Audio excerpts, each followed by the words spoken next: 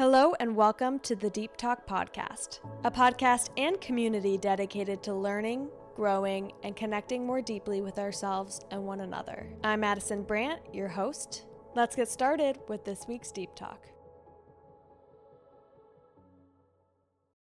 Hey everyone, and welcome back to the Deep Talk Podcast. I'm sure you seeing the title of this episode, you know what it's about. I have a blanket, my pillows, and I'm kind of cozied up for this episode, partially because I'm freezing cold after being outside in negative 10-degree weather at a protest for hours. And partially because it's just gonna be a little bit more of a heavier episode. Not by my nature, but because things are heavy right now in Minneapolis. I feel a responsibility and a very deep call to talk about it. I think if you have a platform, it's important to use it. And also, more than that, it's just it's my city, it's my home, it's my people, it's our communities. What I'm here for is to connect and to love people and to do the best I can to help in any way possible. And this is important to me. So, if any of you who are listening, you feel like you're information overloaded right now, you feel exhausted, you feel, you don't need this right now, that's okay. You can support me in other ways. You can support communities in other ways. I think it's good to be aware of what's going on. And so that's why I wanted to talk about it for people who maybe aren't, knowing as much about what's going on. And also it's nice to hear from somebody who's living in the area. I know that there's a lot of social media and content out there, but I also know that there's it's censored in certain ways. And also it's hard to get an accurate depiction of what's going on when you're not physically here and on the ground and doing things here. So that's kind of, I wanted to talk about a little bit what's going on and some of my thoughts, and just, I think creating a space where it's not just I think a lot of podcasts are super information overloaded and here's what's happening, NPR podcasts and stuff. I think it's nice to have one that's maybe a little bit more emotion based and just thoughts about things, and just somebody talking. I think sometimes it's nice to listen to that. And so, yeah, I guess let's talk about it. I'm going to try to keep this episode not an intensely long. We'll see how it goes. But I just want to say what I need to say, and then I will get out of here. But yeah, I will say it's been very hard for me to create my regular content. It just doesn't feel, let's say, out of touch. It just feels not the most important thing right now. It just doesn't feel like what I want to be talking about right now is self-development topics. It feels important to talk about this. I was procrastinating all day making another podcast, but then when I thought about doing this, I was immediately I have the energy. And so, I'm going to make this episode, and I think I'm going to take a pause for a few weeks because it just doesn't feel right now, I guess. So, and I think I need that mental break. So thank you guys for being patient. Okay, I have some notes here, some thoughts. So I'm going to be using that during, just to kind of remind myself about what I want to talk about. But I guess over a little overview of what's happening in our city. I'm sure you know, but ICE has been deployed into our city, and I think there's about 3,000 members here, which is a lot. And there has been immense havoc and chaos here. People are getting tear gassed on the street. People who are, peacefully protesting, people who are not stepping over lines, are being pushed to the ground violently, pulled on the ground. There was a pregnant woman who was violently dragged. There was a 5-year-old who was detained. They are detaining people who are illegal, and they're also detaining a lot of people who are not. And it is it's very chaotic. It's very scary. And there are a lot of different areas in Minneapolis that feel a lot more dangerous right now than others. But there are ICE members everywhere. I've seen them a few times. I'm surprised that I haven't seen them more, because I'm out in the world a lot. I mean, obviously you see them at the protests and everything, but they are in unmarked vehicles. I've heard a lot of people who are in my area being like, I just saw them at this restaurant or this Target or this whatever. And that has been, yeah, it's just kind of crazy. Seeing them outside of my work, seeing them, it's, it's a crazy thing for the eyes to see these people here and seeing the way that they are. And feeling their energy. It feels dark, it feels scary, and it feels very heavy. I want to talk a little bit about Minneapolis before I get into everything. Our city, I feel like, has not been incredibly on the map, or, everything with George Floyd. I think people um, learn more about our community here. Um, but I think now more than ever, people are understanding more about what Minneapolis is about, and what our community is like. And so I wanted to share a little bit more about it. I mean, you guys probably know Prince is from here, which is very cool. Um, but our community is like, we have a city, we have a lot going on, but we're also kind of like a small town and like a community, not a small town in like a maybe like a southern way, or like a um but a small, like, we know each other, and we are, a lot of people you'll meet will know somebody that you know. And there's something comforting about that. People are kind, and they are, Minnesota nice is true, but Minnesotans stand up for each other. Minnesotans love their neighbor. Minnesotans fight for what's right. And that's what Minnesota nice means to us in many ways. It's like, we are going to, you know, be kind until it's not warranted to be passive, right? Like, it's like, we are going to be kind, and kindness includes sticking up for what's right. And I think with us having that small, not small town, because I don't know if that's the right word. It's just like it just feels more, it feels like people know each other more. It's more community connected, whatever. It feels like we know each other and are connected in ways that I know like big cities may not feel in the same way. So, um, we are strong, and we are proud to be here. People who live here often come back. It is cold, cold as hell. There was like one of the hugest rallies. I think, what, 100,000 people, and one of the biggest protest rallies in like 70 years, and in like -40 wind chill is crazy, but it shows the kind of strength that we have. We are dressed for the weather. We're ready to go. We're ready to support. And it's been so cool to see. So, overall, we are kind, and that includes standing up for what is kind, which is each other. And it has felt incredible to be around people who are standing up for what's right. We have so many protests going. We have so many things happening in our cities. We have so many people donating. Businesses are open and giving people food and handing out to people. There are so many organizations involved. People are all on deck, and it is so incredible. People are helping their neighbors. People are helping, support families who are afraid to go outside right now. People are afraid to leave their homes. People are afraid to um, go to their jobs. And how scary is that? Especially when you need to support yourself and support your family. And so the way that people are stepping up for people, the way that organizations are, coming through and helping with, donations and food and everything. It's a very hands-on deck situation. There's certain pockets of the city that you'll notice are a lot more involved, um, and oftentimes those areas are near a lot of the action, um, in the chaos. And so I think many people don't understand, like, is there ice agents everywhere, or is it chaotic everywhere? And no, I mean, we have a lot of suburbs, we have a lot of different pockets of the city.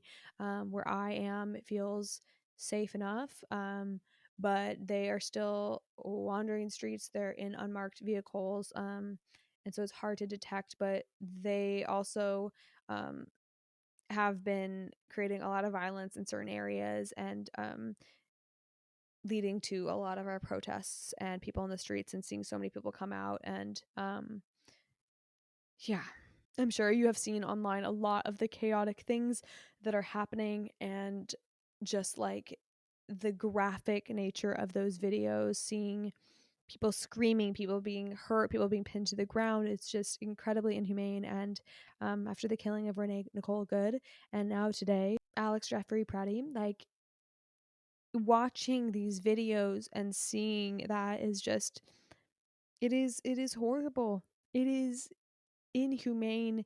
And these people not doing anything wrong, Renee trying to escape, and Alex just filming and then trying to help a woman up and getting killed for that. um It is crazy to me. It is crazy to all of us. It is insane these times that we are living in.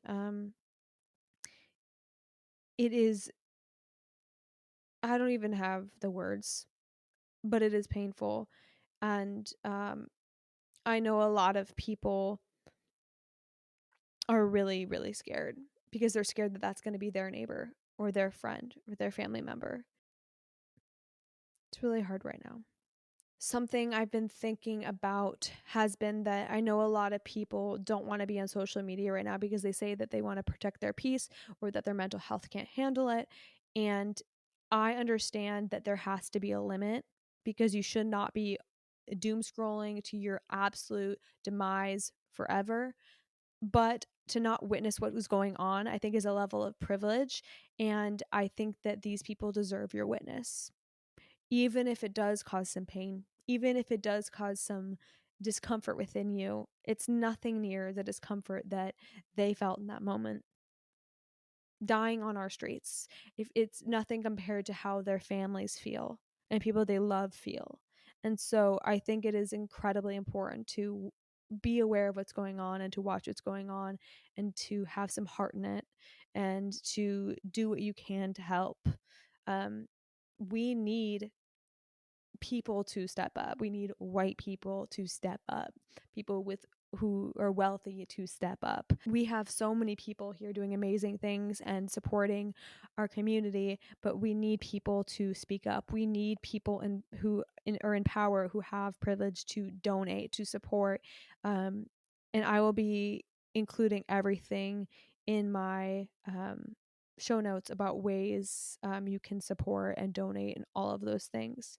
Um, and yeah, it just, in times like these, I think it is so important to do what you can do.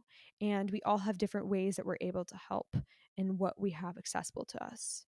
Donating to organizations and to families in need. Um, I think it's incredibly important to protest if you feel comfortable, and also I think even if you feel a little uncomfortable, I think it's important to go. There are different kinds of protests. I went to a very peaceful protest tonight, and it was people, chanting, people singing, people, hugging each other. I think there are different kinds of protests to go to. Even if you're not in Minnesota, there are ones that you can find, through social media. Do your research, ask your friend who's like posting all the stuff, like what things are going on in your city.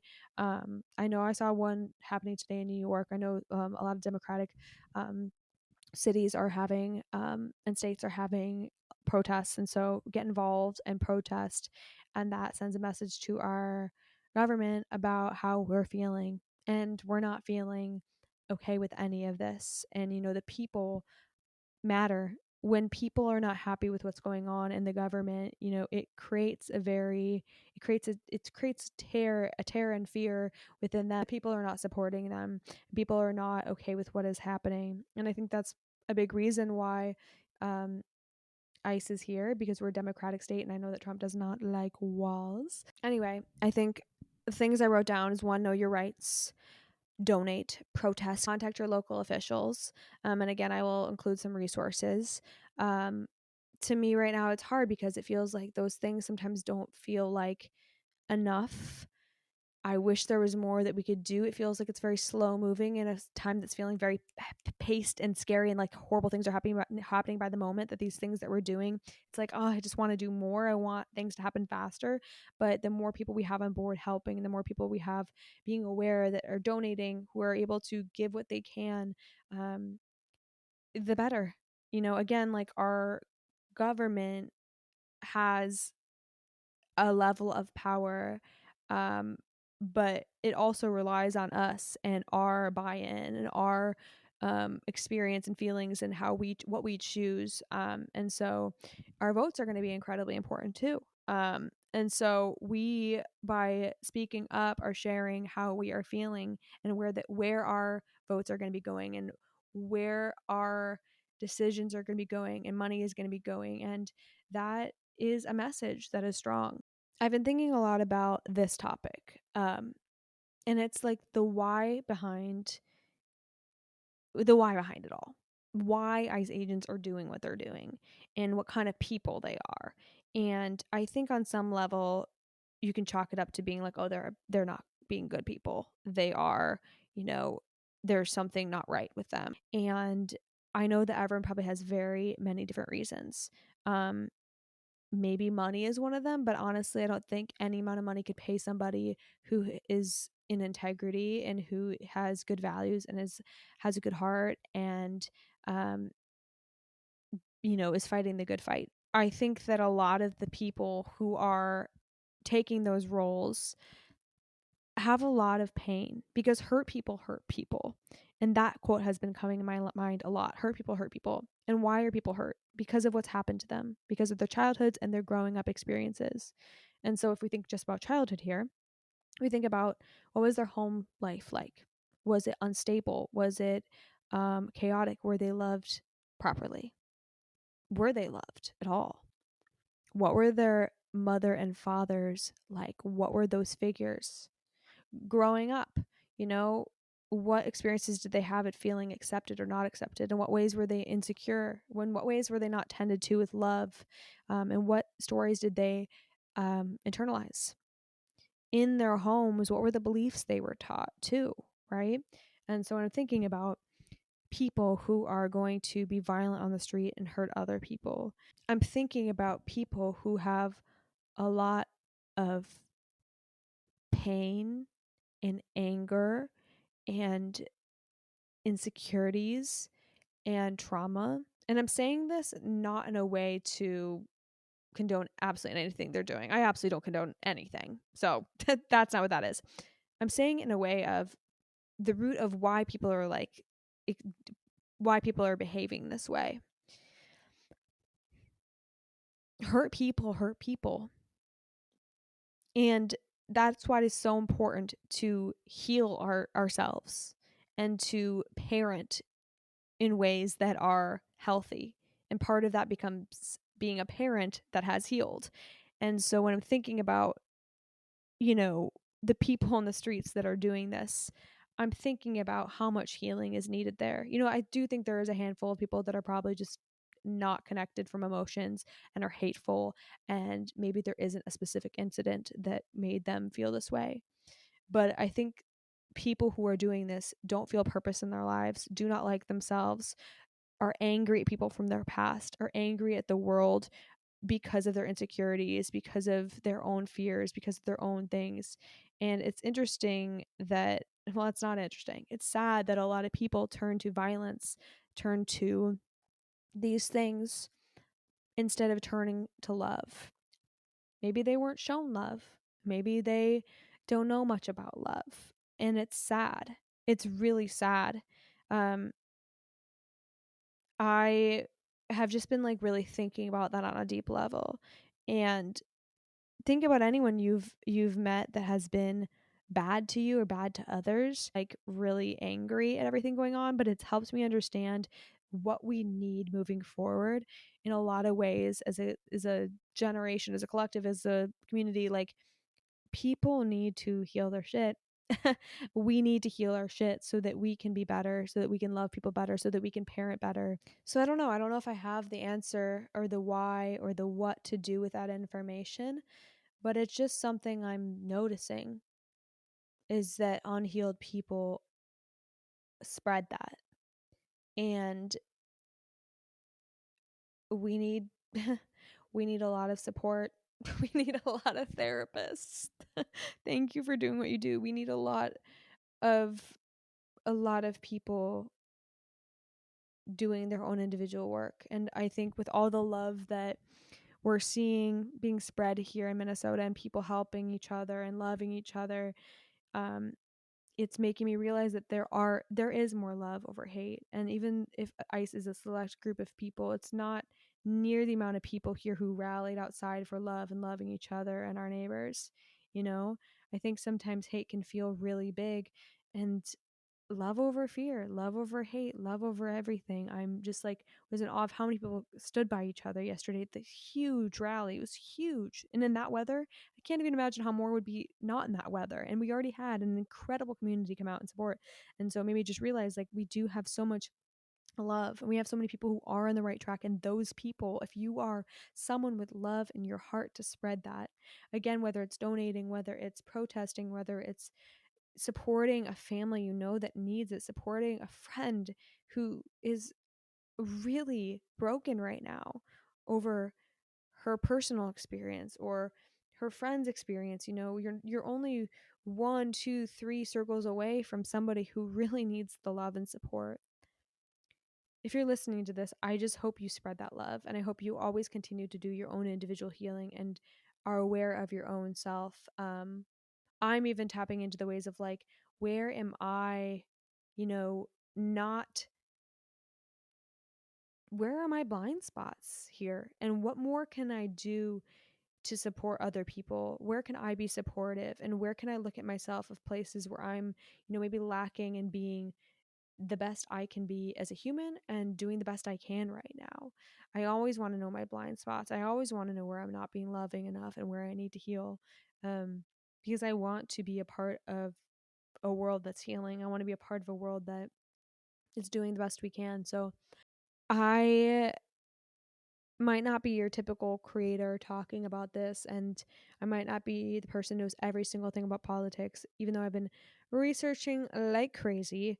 But I do know about healing, and I do know about love, and I do know that when there is a rock bottom in ourselves, in life, it must go up. It must go up. And I was explaining it to a friend today that, like, everything in the world feels like a relationship that's been bad for a while and has had a lot of stuff bubbling under the surface, and it finally comes to the surface, or a volcano that's finally erupted. And I feel like there's been so much systemic, deep rooted stuff in our world, a lot of anger with each other, a lot of broken pieces within our government and beyond, um, racism, classism. There's a lot of deep rooted stuff and hate, and I'm sure there's so much I don't know about things that are happening in the government that are so, like, corrupt and broken, and things that we need help on, and things that people aren't doing right or to the best of their abilities or with love. And there's a lot of things that have been broken in our world and systems that aren't working. And so it feels like, we've had different figures and we've had different ways of patching things up and band-aiding things and doing things. And um, it feels like it's all kind of erupted. It's erupted. And I think that sometimes things have to erupt to see what is in front of you. It's like everything is tucked inside, but now we can see it. We can see everything in front of us of what it is, where it's broken, why it's broken, what pieces are broken, and what pieces need to come together. And things have been better, and things are really horrible right now. But I do think a lot of the things that are coming up are um, things that have been there, and things we need to look at in the face. Some of those pieces are things that are within the government. There's also pieces that are within us. Like, what made us vote X, Y, and Z into office? What about us needs to heal? What about the world needs to change? There's a lot that's going to come out individually and on a great scale of the things that we're going to look at and go, wow, that needs to change.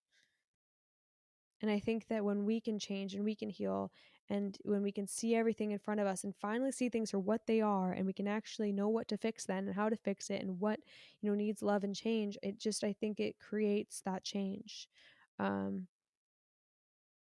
Like, when I was comparing it to a relationship, which is such a terrible comparison, take it with a grain of salt, but I just think about, like, when you can finally sit with someone and look at everything that hasn't been working and where you've failed, where they failed, and where you failed together, and what's failing in the world around you that's breaking you as a couple or whatever. Like, you can finally look at things and be honest. And I think when you can be honest, I think you start to it's like everything you've bottled up can finally be witnessed. And when things are witnessed, they can finally be held and shifted in the way that they need to. You can finally tell someone, when you're in a relationship with them and you have all these things bubble up, this made me mad and this doesn't work and this isn't okay and this needs to change. And I'm just hoping it's like that for everything going on in the world, that now that things have bubbled up and we can look at everything, we can know what to change and where we need to change. And I'm hoping that this eruption creates a revolution of change. I hope it creates a bunch of action and change. And I know that it's going to probably be hard for a while and scary for a while, and I'm sure it'll get worse before it gets better, but it doesn't mean that it's not going to get better, because the only way you go is up. And when something erupts like this, the pieces have to finally be looked at. And there's a lot of people looking right now. Maybe people that never have. Maybe you are one of them. Something else I wanted to talk about quick is I know that a lot of people know people who are maybe not sharing the same beliefs that they have. Or, I saw a TikTok, a family member who was talking, I think a mom talking about her son was nice. And it is just so heartbreaking. There's so many kinds of grief right now, whether it's like someone getting detained, or just being around it, seeing it on social media, having people in your life who don't view the same things the way you do, or maybe they are they're just not saying anything and that still feels wrong for you. I think this is a time more than anything to double down on what you can control, and that's you. That is you doing your healing. That is you doing your own actions. That is you supporting the way you can. That's you being a light. That's you having boundaries. I think that it can feel very paralyzing when there's so much conflict, and to feel like maybe people in your life have different beliefs, people in your life aren't showing up the way that you want to show up. It's like, this is when you get to double down on how you want to show up, and how the people you want to surround yourself with right now, and the things that you need and things that you don't. And that kind of um, decision making, and that kind of clarity is going to make you feel better, even when things are so hard. Knowing what you can do, knowing the light that you can become. um I think there's a lot of people struggling with, like, people just not being on the same page, or again, that mom I saw on TikTok, I was like, that's so sad to know that your son is doing that. um but I'd say that control what you can first, do what you can, become the light you can, and try to spread love even to people that you don't think need it. They do. The people that don't believe the same things you do, that are maybe angry or hateful, they need it. I know it's strange to want to give it to them, but I do think that we can give it to them in our own way, and we can spread the light and hopefully infuse it within them, help them see a new way, and feel like we, with the love that we have and that we're sharing, that they can open up to us about maybe ways that they are feeling angry or hateful, and even ways we don't understand, but hopefully we can give them the love, um, not necessarily the support, the love to, in our own light, to spread that awareness within them. Last thing I want to say is that I know it's a really hard time right now for so many people, for people in Minnesota, for people not Minnesota, people who are experiencing it in their communities, or know that it might be coming soon, or afraid that it will be. People who are doom scrolling, people who are know people here. There are so many kinds of grief. There's so much, emotions. There's so much happening right now, and I just want to encourage you to release it. And any, I most wanted to encourage you to take care of yourself in the process, to cry. Our bodies can really hold a lot. And so when you need to cry, just cry. I told my friends, if I'm just start crying randomly, I'm just going to start, because I'm not going to hold it and store it. I'm going to let it go, because we are this is a traumatic experience, and it's important to release so that it doesn't all get stored, for 30 years in the future. Cry, shake, move, walk. I was saying to my friend today, like, it feels so out of touch to even experience joy, because all that I want to do right now is think about this, but it's also important we don't let them take our joy. We don't let them take what we do have.